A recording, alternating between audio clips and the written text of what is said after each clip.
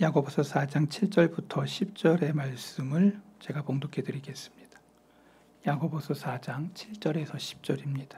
그런즉 너희는 하나님께 복종할지어다. 마귀를 대적하라. 그리하면 너희를 피하리라. 하나님을 가까이 하라. 그리하면 너희를 가까이 하시리라. 죄인들아, 손을 깨끗이 하라. 두 마음을 품은 자들아, 마음을 성결하게 하라. 슬퍼하며 애통하며 울지어다.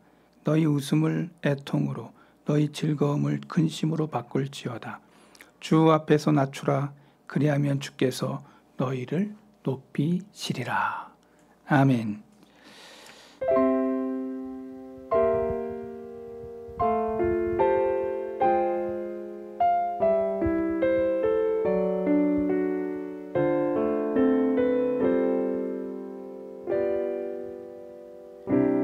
아무런 자격도 없는 나를 위해,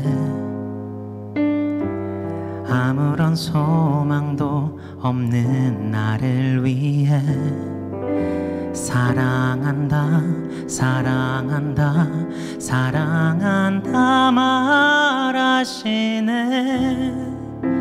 이 낮은 날 위해 이제 나는 옛사람 아니요, 사망에서 건지신 주의 자녀이니 그 한없는 주의 사랑 안에 기쁨으로 걸어가겠네.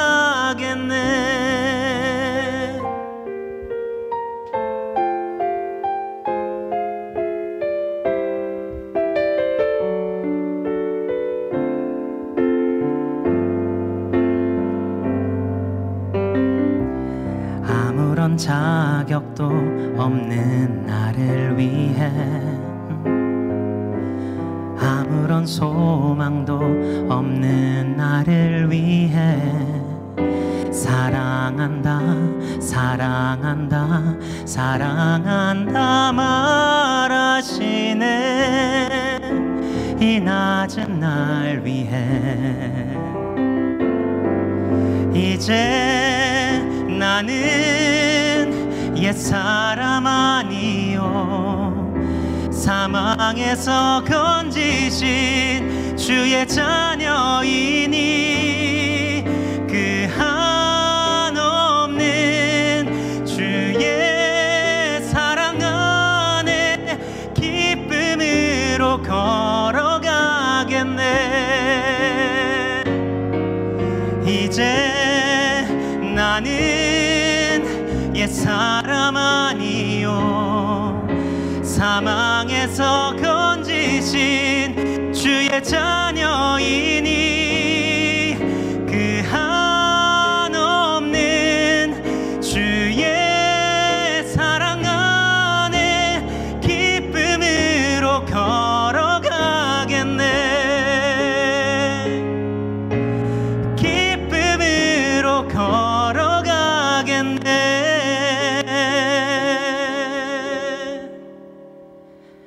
기쁨으로 걸어가겠네.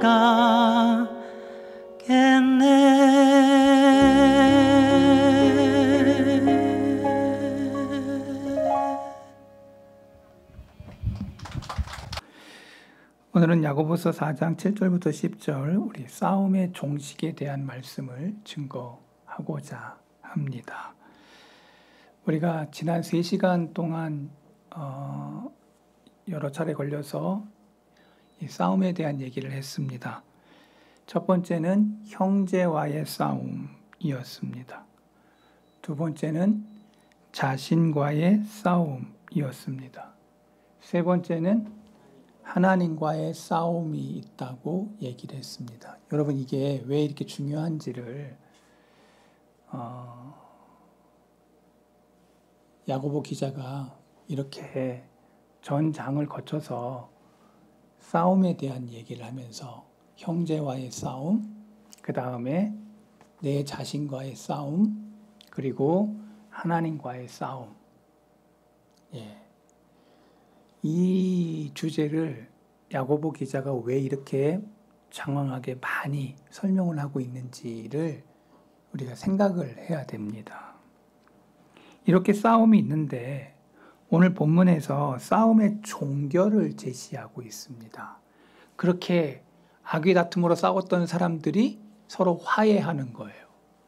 여러분 성경에 보면은 우리가 잘 아는 야곱하고 에서하고 팥죽 한 그릇에 싸우고 난 다음에 서로 이별을 하고 나서 다시 만나는 장면이 나옵니다.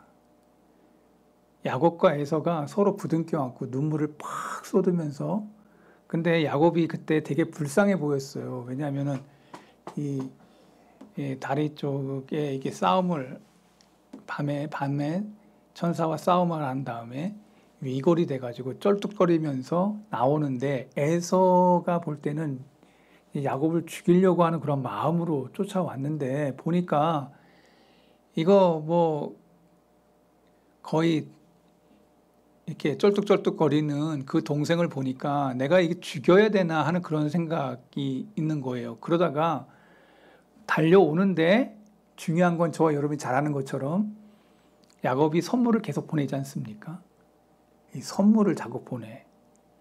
여러분 이 선물이라는 게 이게 참 이게 좋은 거예요. 싫은 사람도 자기 친구가 되길 원한다면 자꾸 뭘 보내줘 봐봐요. 한 번 받으면, 근데 두 번 받고 세 번, 여기 지금 보니까 야곱이 몇 번을 보내거든요. 거기서부터 마음이 쫙 녹는 데다가 불쌍한 모습을 본 거예요. 쩔뚝쩔뚝. 그러니까 하나님께서 그 에서의 마음도 확 녹여 놓았지만은 야곱은 결단을 하면서 천사와 씨름하며 이스라엘이라는 이름을 받으면서, 그리고 나서 에서와 야곱이 서로 깊은 화해를 하게 되는 것입니다. 여러분 누군가 누구를 되게 미워했다가 화해해 본 적이 있습니까? 있어요? 없어? 인생 살면서 그런 화해해 본 적이 없는 사람들이에요? 저는 우리 집사람하고 부부싸움 잘합니다. 부부싸움 하면은 이게 칼로 물베기죠. 그런데 한 번 대판 이렇게 하고 난 다음에는 다시 화해할 때 어떻습니까?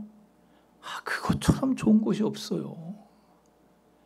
나도 한 발짝 물러나고 저 친구도 한 발짝 물러나면 깊은 또 화해가 되는 겁니다. 그래서 부부지간에는 칼로 물베기, 그렇게 화해하고 서로 위로해주고 서로 기쁨이 되는 10년, 20년, 30년, 40년, 50년 해도 다 부부싸움 있어 없어? 있다. 그런데 오늘 야고보 기자는 이 싸움의 종결을 제시하면서 비결을 가르쳐줘요.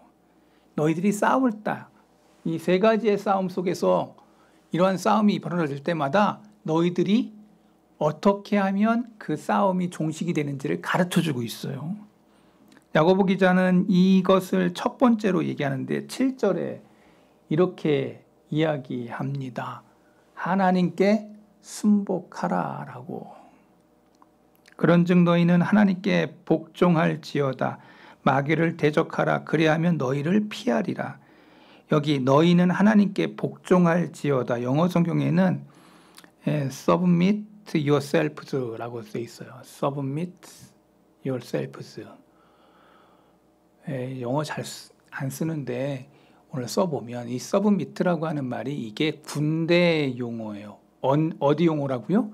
군대 용어예요. 군대. 이 submit라고 하는 게 이게 복종, 굴복하다, 복종하다 뭐 이런 뜻이 있어요. 이 말의 뜻은 포로가 무조건 항복하는 거예요.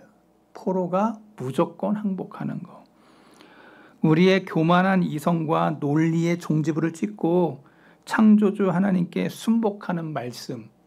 내 이성으로 아니고 내가 하는 그런 것 가지고 되는 게 아니고 하나님 앞에 무조건 논리나 이성이나 이 모든 거 다 내려놓고 그냥 하나님 앞에 순복하는 거.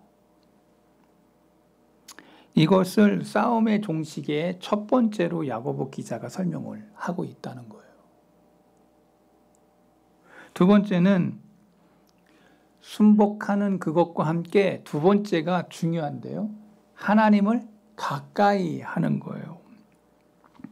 여기 영어 성경에는 come near to God. 하나님께 가까이 가라. 가까이 가라. 여러분, 가까이 간다는 게 뭐죠? 좋은 사람 옆에 자꾸 가까이 가면 어떻게 돼요? 사랑하게 돼요. 좋아하게 돼요. 여러분, 내가 누구를 자꾸 사랑하잖아요. 그럼 그 옆에 가서 알짱알짱 거려요. 이렇게. 자꾸 보여. 자꾸 얼굴을 보여. 여러분, 그러면 어떻게 돼요? 여자나 남자나 빨리 느껴요. 뭘 느끼느냐면, 쟤가 나한테 뭐예요? 여기 사랑 안 해봤어? 관심이 있구나. 이런 걸 사람이 느낀다고. 여자는 특별히 더 많이 느껴요. 여자는 이 오감 중에서도 이 자기를 좋아하는 이 DNA에 대한 거에 빨리 열려 있어. 그래가지고 남자가 자꾸 얼쩡거리면 쟤가 나한테 관심이 있구나. 어릴 때 소꿉장난 하잖아. 소꿉장난. 집에 살림 다 하잖아. 그거 장난감 가지고 다 해놓잖아요. 근데 자꾸 머슴 애들이 자꾸 와가지고 그 솥단지 해놓은 걸 다 엎어놓고 막 가는 애들 있잖아. 그 뭐예요? 그 머슴아가 관심이 있다는 말이에요. 어릴 때 안 놀았네, 여기는. 그리고 애들이 이렇게, 여자애들이 막 고무줄 막 이렇게 하잖아. 고무줄 이렇게 막 무궁화 뭐 어쩌고 하면서 막 이렇게 뛰노는 거. 이거 아는 사람은 지금 나이 먹은 사람들인 거예요. 근데 그거 고무줄 누가 이렇게 잘라, 애들이, 머슴아들이. 그 왜 하는 거야? 관심. 내가 너한테 관심 있어. 라고 지금. 여러분, 이게 뭐예요? 가까이 감으로 내가 그에게 호감을 느끼고 사랑을 느끼고 좋아하는 감정을 느끼게 하는 거. 그런데 우리는 하나님 앞에 순복할 뿐만 아니라 하나님 가까이 가라고, 그것이 화해하는 길이고 싸움의 종식이 되는 길이라고 야고보 기자는 우리에게 설명을 하고 있습니다. 우리가 가까이 하나님 앞에 가려고 할 때 우리와 하나님 사이에 가로막혀져 있는 것이 있는데, 성경은 이것을 죄, sin, 죄라고 얘기하고 있어요. 죄를 없이 하고 가까이 가기 위해서 첫 번째 우리가 행해야 될 것은 하나님 앞에 회개하는 심령으로 나아가는 것입니다. 그래서 4장 8절, 야고보서 4장 8절에 이렇게 기록하고 있어요. 단서를 이렇게 얘기해요. 하나님을 가까이 하라. 그리하면 너희를 가까이 하시리라. 그 다음에 아주 중요한 거를 쓰고 있어요. 죄인들아, 뭐해? 손을 깨끗이 하라. 여러분요, 병 안 걸리려고 그러면요, 제일 잘하는 방법이 뭔지 아세요? 손 씻기, 그 다음에 치카치카. 이것만 잘해도 잘 안 걸린대. 감기건 뭐 어떠건 좋은 거네. 그러니까 이빨 안 닦는 사람하고 그 다음에 손 잘 안 씻는 사람들이 병이 잘 걸린다. 알긴 잘 알잖아요, 우리가. 우리가 알기는 참 잘 알아. 근데 우리가 그거를 잘 안 한다. 안 해. 이게 에어컨이 안 돌아가는 거죠, 지금. 어디가 뭐가 문제가 있는 것 같아요. 하여튼 제가 좀 알아보겠습니다. 상당히 앞에서 지금 덥습니다, 여기가 지금. 여러분들은 어떤지 모르겠지만. 놔두세요.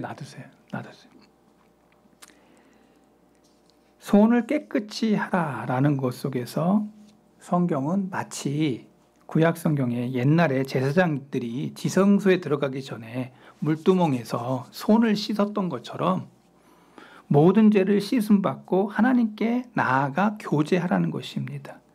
여기서 깊은 교제란 뭘까요? 하나님의 말씀을 깊이 읽고, 그리고 내 마음을 열어 기도하는 것. 깊은 교제는 무엇이냐? 두 가지를 얘기해요. 성경은 하나님의 말씀을 깊이 읽고 참다운 예배자로 서 있고, 그 다음에 깊이 기도하는 것. 이것이 하나님을 가까이 하는 자들의 모습이라는 거죠. 그럴 때 하나님의 교제를 나눌 때 진정한 영의 평안을 얻을 수가 있는 것입니다. 주님과의 깊은 교제가 시작되는 것입니다. 비로소 그 싸움은 그치고 평화와 우리의 영혼에 깊이 임재한다는 것입니다. 세 번째로 9절부터 10절에 나오는데요. 회개하고 겸허하라라는 말씀이 나옵니다. 이 세 가지의 절차를 통해서 모든 전쟁의 종식이 가능하다. 하나님께 순복하고, 그리고 하나님을 가까이 하고, 그리고 오늘 회개하며 겸허한 자가 될 때. 야고보서 4장 9절 이렇게 시작합니다. 슬퍼하며 애통하며 울지어다. 너희 웃음을 애통으로, 너희 즐거움을 근심으로 바꿀지어다. 주 앞에 낮추라. 그리하면 주께서 너희를 높이시리라. 그러니까 9절에는 회개고 10절에는 겸허를 얘기하는데, 슬퍼 애통하며 울라. 여러분, 내 자신 속에서 슬퍼 애통하며 운 적이 여러분 몇 번이나 있습니까? 돈 띄었을 때 우리는 웁니다. 남들한테 배신당했을 때 웁니다. 그 다음에 막 꾸중 들었을 때 웁니다. 내 잘못을 막 야단칠 때 사람들은 웁니다. 근데 울음이 두 가지가 있다는 거 여러분 아세요? 첫 번째는 억울해서 울고, 하나는 또 하나는 너무 기뻐도 눈물이 나. 이 감정에 이거 기복이 없는 사람도 있어. 되게 슬픈 영화를 봤는데도 슬퍼하지 않아. 눈물이 하나도 안 나. 그러면 그분의 감정에 문제가 있는 거예요, 지금. 정말 깔깔 웃는 얘기가 쫙 나왔는데도 한 사람도 감정에 웃질 않아. 그러면 이 사람은 지금 감정에 문제가 있는 거예요. 정상적인 삶이 아니라는 것이죠. 목사님이 설교할 때 엄청 슬픈 얘기를 했는데 전혀 슬퍼하지 않아. 말을 못해가지고 그렇게 했는지도 몰라도 정말 웃긴 코미디를 했는데 전혀 반응을 보이지 않아. 저는 우리 성덕교회 와가지고 좀 그런 걸 저는 많이 느껴요. 제가 어디 가서 설교할 때는 아주 거기는 반응이 아주 뜨거워요. 제가 가서 막 한번 웃기면 막 엄청 웃어. 근데 여기는 아무리 얘기해도 하든지 말든지 하고 그냥 지그시 이렇게 계속 저들이 나를 시험하는구나 막 이런 생각이 들 때도 있고. 그런데 제가 느끼는 감정, 여러분, 죄에 대해서 슬퍼하고 애통하고 우는 것, 하나님 앞에 종식되는 거예요. 싸움의 종식, 하나님과의 싸움에서 종식, 그리고 내 자신과의 싸움에서도 종식, 회개하고, 그 다음에 더 하나 중요한 거 10절. 성경은 이렇게 얘기해요. 10절, 주 앞에 낮추라. 그리하면 주께서 너를 높이시리라. 여러분, 오늘 우리는 덜 낮은 자리에 있어야 돼요. 예수님이 독생자이시지만 이 땅에 오셔서 가장 낮은 자리에 오셨던 것처럼 예수님의 길을 따라가는 사람들은 가장 낮은 자리를 선택해야 돼요. 여러분, 오늘 어디 가서 초대를 받았어요. 그런데 그 사람이 초대를 받았는데 늘 말석에 앉아. 이 사람은 언제든지 높임을 받습니다. 여러분, 어디 가든지 늘 말석에 앉으세요. 그러면 주인이, 호스트가 일로 올라오세요. 이게 영광스러운 거예요. 그런데 늘 자기는 제일 좋은 자리, 에어컨 제일 빵빵하게 나오는 그 자리에 딱 제일 더운 날 초대받아서 제일 빵빵한 자리에 앉으려고 딱 앉아봐. 근데 주인이, 야, 너 좀 절로 가 있어. 더 높은 분이 올 거야. 얼마나 창피스러워요. 여러분, 어디든지 결혼식에 가든지 잔치 자리에 가든지 늘 구석에 말석에 앉아 있으세요. 그러면 호스트가 일로 올라오세요. 이렇게 호스트가 앉힌 사람은 안 움직여, 안 빠져. 그러니까 여러분들 늘 우리는 겸손한 자리에서, 그러한 자가 크리스찬이라고 성경은 얘기해요. 주님을 나의 주 나의 하나님으로 주님을 인격적으로 초대하고 주님을 모시는 사람에게 나타난 첫 번째 증상이 뭔지 아세요? 겸손함이에요. 오늘 성덕의 우리 모든 교우들은 이러한 겸손한 자들이 되기를 바랍니다. 초대받을 때 막 말석에 가 있어. 그러면 그때 영광스러운 것입니다. 회개와 겸허를 이야기할 때 성경에서 이야기하고 있는 이 말씀을 야고보 기자가 이 세 가지를 이야기했는데 이것에 대한 결론을 한 사람을 통해서 제가 결론을 내리고 싶어요. 오늘 말씀 다 끝난 거야. 우와, 오늘 막 엄청 더운데 뭐 목사님이 짧게 명료하게 간단하게 한 사람, 여러분 다윗을 여러분 아실 겁니다. 제가 세 가지의 것을 이 다윗에게 적용을 할 겁니다. 다윗이 범죄했어요. 다윗이 범죄한 후에 그의 주변은 온통 싸움뿐이었습니다. 먼저 그는 자신과의 싸웠어요.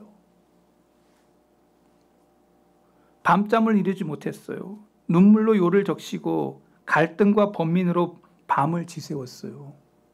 밧세바 사건 이후로 그는 잠을 잘 이루지 못해.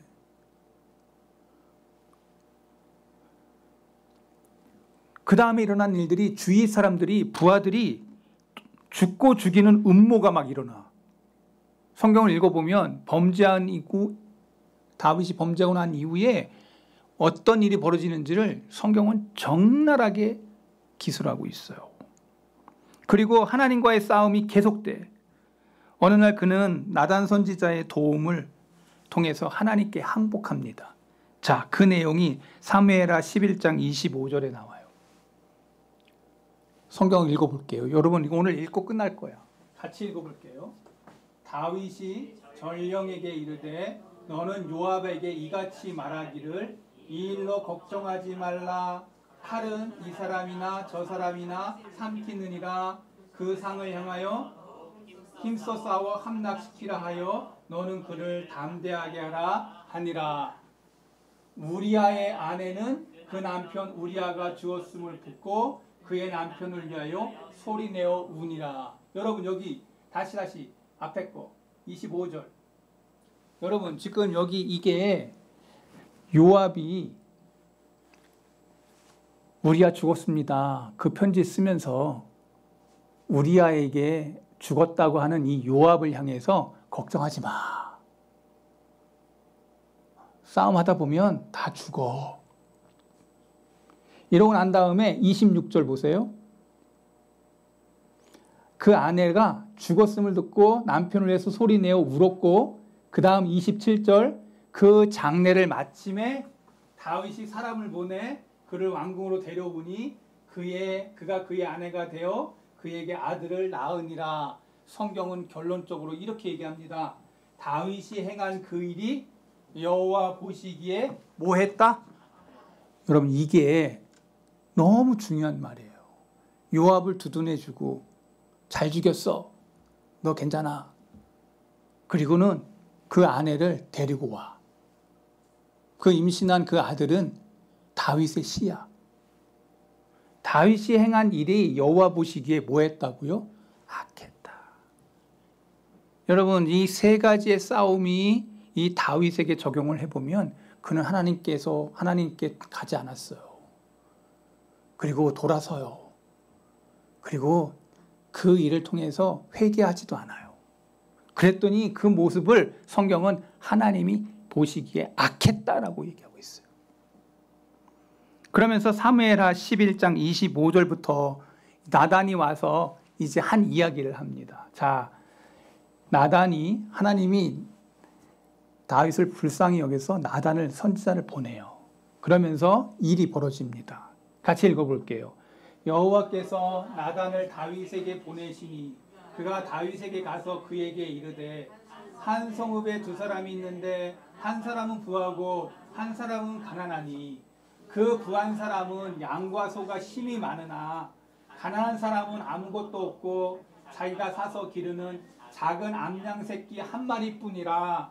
그 암양 새끼는 그와 그의 자식과 함께 자라며 그가 먹는 것을 먹으며 그의 잔으로 마시며 그의 품에 누우며 그에게 딸처럼 되었거늘 어떤 행인이 그 부자에게 오매 부자가 자기에게 온 행인을 위하여. 자, 여기서부터 가장 중요한 얘기를 해요. 같이 읽어요. 자기의 양과 소를 아껴 잡지 아니하고 가난한 사람의 양 새끼를 빼앗았다가 자기에게 온 사람을 위하여 잡았느니라. 맞아요?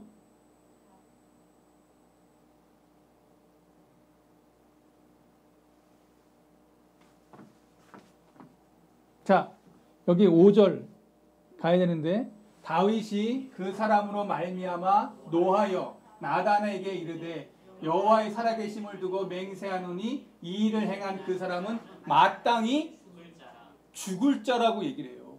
자, 이 죽을 자가 누구냐면 다윗이라는 걸 자기가 알면서도 그거를 행하지 않는 모습을 이제 나단이 꼬집어요.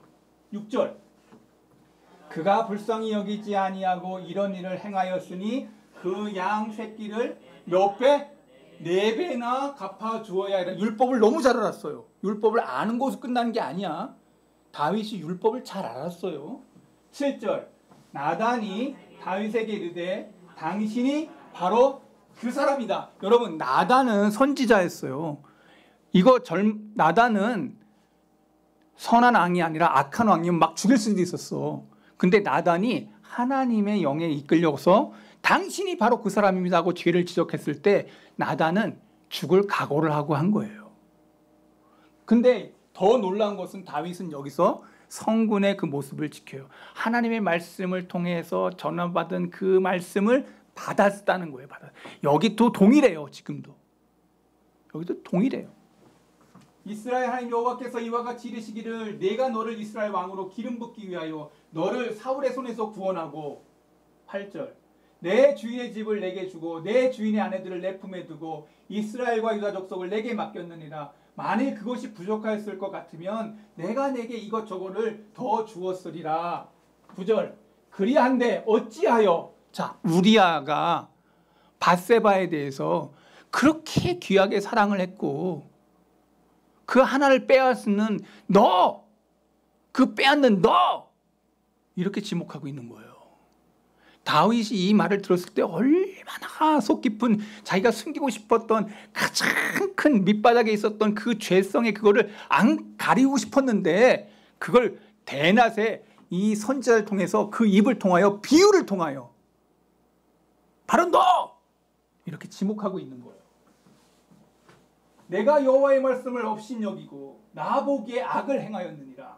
내가 칼로 햇사람 우리아를 치되 암몬 자손의 칼로 죽이고, 자기 손으로 하기 저거해서 암몬 자손 그 앞에 가가지고 이 화살바지로 죽인 거야. 그의 아내를 빼앗아. 여기 아주 중요한 게 암양이죠. 지금 아까 비유에 대한 암양. 내 아내를 빼앗아 내 아내로 삼았다. 그의 아내를 빼앗아서 네 아내로 맞았다. 이제 결론의 얘기를 합니다. 이제 네가 나를 업신여기고 햇사람 우리아를 빼앗아 내 아내로 삼았은즉 그 다음부터 뭐가 있어요? 칼이 내 집에 영원토록 떠나지 아니하리라. 여러분, 이게 너무나도 무서운 말씀이에요. 11절 같이 읽겠습니다. 여호와께서 또 이와 같이 이르시기를 보라, 내가 너와 내 집에 재앙을 일으키고 내가 내 눈앞에서 내 아내를 빼앗아 내 이웃에게 주리니 그 사람들이 내 아내들과 더불어 백주에 동침하리. 다 일어났죠. 12절, 너는 은밀히 행하였으나 나는 온 이스라엘 앞에서 백주에 이 일을 행하리라 하셨나이다. 여러분, 이 말씀을 읽으면서 느껴지는 게 없어요? 하나님을 두려워하지 않고 죄 짓는 우리의 모습이 보여지지 않아요? 나는 감추고 싶고 은밀하게 하고 다른 사람 모를 거야. 하나님은 다 보고 계세요. 여러분의 마음에 싸움 있는 거 있어. 내가 이거 하나님 것인데 막 내 마음대로 막 그렇게 해. 그러면서 하나님의 것을 자꾸 내 것인 것처럼, 나와의 싸움, 형제와의 싸움, 그리고 하나님과의 싸움 속에서 여러분 거리낌이 없어야 되는데 여기 지금 다윗은 거리낀 게 너무 많았던 거야. 우리아의 아내를 취함으로 말미암아 어떻게 행했는지에 대한 것들이 적나라하게 드러나고 있어요.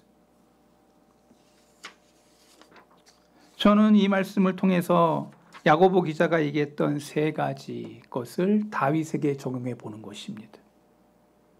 형제와의 싸움, 자신과의 싸움, 하나님과의 싸움. 이 세 싸움 속에서 우리는 하나님의 앞에 순복해야 되고 하나님 앞에 가까이 나아가야 되고 회개하는 심령으로 주님 앞에 나아가야 된다는 것입니다. 다윗이 돌아올 수 있었던 것은 나단을 통하여 하나님이 은혜를 베푸신 거예요. 저와 여러분들은 이 사건을 다윗의 이야기겠거니 하고 터부시하면 안 됩니다. 하나님은 회개하고 범죄한 자리에서 나단 앞에 꼬꾸라졌을 때, 하나님 앞에 꼬꾸라졌을 때 하나님은 다윗을 긍휼히 여기셨습니다. 그래서 다윗의 죄를 용서하시고 그를 억누르던 모든 것을 해소해 주시고 다윗의 전쟁이 끝났다고 성경은 얘기하고 있어요. 오늘날 이 지구 위에 벌어지는 전쟁들도 보다 더 심각한 전쟁들 우리 속에 있어요. 이 세상의 온갖 전쟁의 근원은 죄의 문제입니다. 2차 세계대전이 종식되던 날, 일본이 연합군 앞에서 항복하던 날, 메가더 원수가 했던 말이 있습니다. 그 원문은 이렇게 돼 있어요. 군대와 힘의 균형과 유해는 모조리 실패한 것입니다. 우리는 승리했다고 생각해서는 안 됩니다. 만약 인간을 위한 근본적인 해답을 찾아내지 못한다면 아마겟돈 전쟁은 문턱에 멀지 않습니다. 인류의 문제는 근본적으로 신학적인 문제입니다. 메가더 원수가 되게 신실한 기독교인이었어요. 그러면서 인간을 구원하기 위한 대답은 군사적인 것이 아니라 영적인 것이라고 얘기하면서 신학적인 문제다. 인간의 문제는 근본적으로 신학적인 문제다. 전쟁을 이겼다고 해서 그 이긴 게 다가 아니라 하나님과의 문제다라고 메가더가 얘기한 것입니다. 이 진단은 옳고 인간의 문제는 근본적으로 신학적인 문제입니다. 야고보서 4장 13절부터 17절에 이제 이 이후로 야고보 기자가 무엇을 이야기하냐면 하나님께 순복하고 하나님께 가까이 나아가고 회개하고 겸허한 자들은 이제 어느 길로 가는가? 하나님의 뜻을 따르는 삶을 살아야 된다는 것으로 4장 13절부터 17절에 하나님의 뜻을 따르는 길로 이제 야고보 기자가 설명한다는 것입니다. 제가 지금 야고보 기자가 지금 우리를 어느 쪽으로 인도하는지를 제가 여러분들에게 설명을 했습니다. 오늘 다윗의 일생을 이야기하면서 밧세바 사건과 우리아의 사건을 통해서 하나님이 나단을 통해서 보여준 이것 속에서 세 가지의 것들이 바로 다윗에게 하나님 앞에 가까이 나가고 회개하고 자복할 때 그때 모든 것들이 싸움이 종식되었다라는 말씀을 여러분 기억하면서 저와 여러분들의 싸움 속에서도 하나님 앞에 가까이 나아가고 하나님 앞에 순복하고 또 하나님 앞에 회개하면서 겸손히 주님 앞에 서는 그러한 귀하고도 아름다운 아들과 딸들이 우리 성도의 모든 종들 되기를 바랍니다. 하나님 아버지 말씀 전했습니다. 우리는 형제들과의 싸움이 있고 자신과의 싸움이 있고 하나님과의 싸움이 있는데 내가 말씀을 받을 때마다 내가 무엇을 저버렸는지를 깊이 내 자신, 내 영혼 속에 물어보고 하나님 앞에서 말씀을 따라서 진정 회개와 겸손함과 그리고 하나님이 열어놓으신 것, 내가 숨기고 싶었던 그 모든 것들을 세세히 하나님은 다 알고 계시고 두렵고 떨림으로 주님 앞에 내 모든 것들을 내려놓았던 다윗과 같이 오늘 우리가 그렇게 회개하여 겸손하여 주님의 뜻을 받들어 나아가는 아름다운 종들이 우리 성덕의 모든 종들 되게 해 주옵소서. 예수 그리스도의 이름으로 기도하옵나이다. 아멘.